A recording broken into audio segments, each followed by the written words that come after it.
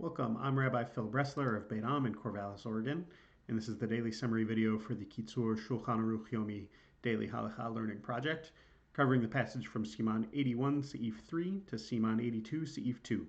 You can find links to the Hebrew and English text of this passage and to the calendar of upcoming passages in this video's description.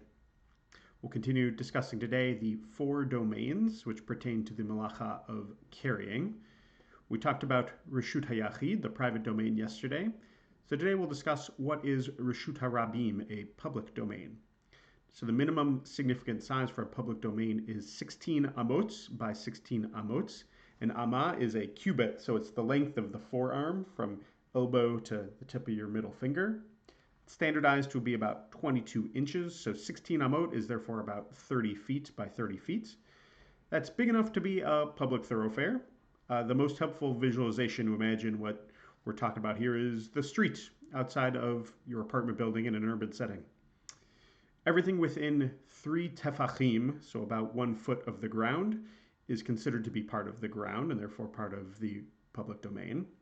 That extends above and also below ground level, so it includes the grass and low plants, as well as any sort of depression in the ground that's less than 3 tefachim, about 1 foot deep.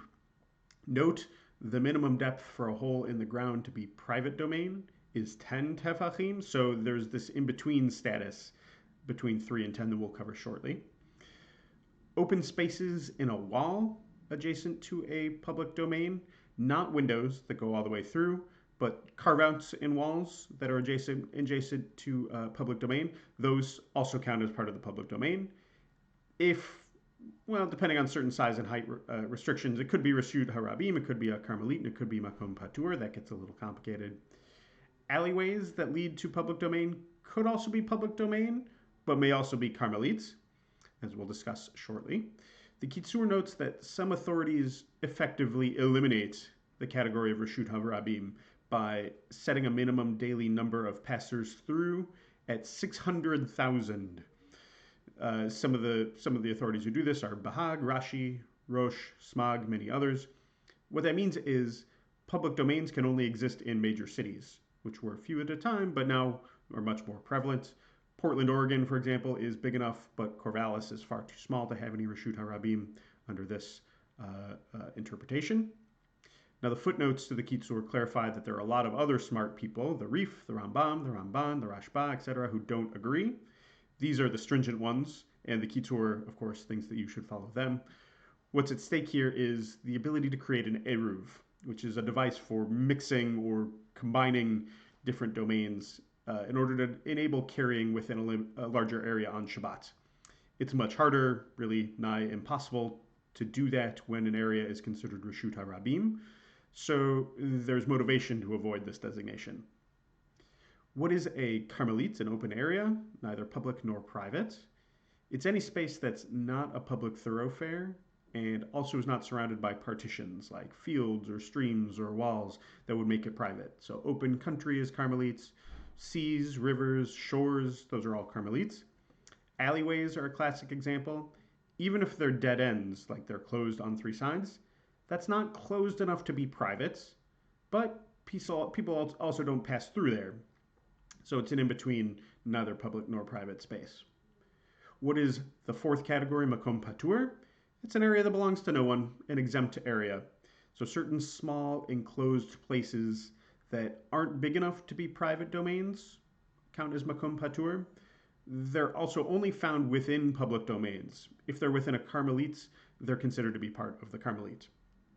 Okay, now we can finally discuss the malacha of transferring from one domain to another, known for short as carrying. So carrying is defined as either A, conveying an object in either direction between a private domain and a public domain, and by rabbinic extension of that, into or out of a Carmelit. So taking anything out of your private domain into the alley or into the public, or bringing it into your private domain, that counts as carrying. And B, carrying is conveying an object a total distance of more than 4 amots. Again, that's your cubit on your arm, so about 7 feet within a public domain, and by rabbinic extension within a Carmelit. So you can't pick anything up in public and carry it a distance of more than 7 feet. Total, you can't pick it down, pick it up and put it down, pick it up and put it down, pick it up and put it down. We're talking about total distance. That also counts as carrying. That means you can't carry it yourself, you can't throw it, you can't hand it off to someone else. Carrying into or out of a makom patur from anywhere is okay, but those areas really are exempt. Remember though, makom patur is only found within Reshut Rabim, and they're also very small. So if you take something out of there, you're still basically stuck within a 7-foot radius. Yes, this means you literally can't take any object outside of your house on Shabbat, and any object you encounter outside can't be taken with you. No, this doesn't mean you have to go out naked. Clothing isn't carried, it's worn, and it's therefore exempt. But this restriction does make things pretty challenging. How are you supposed to carry your talit to shul for services? How are you supposed to lock up your house if you can't bring a key with you, right?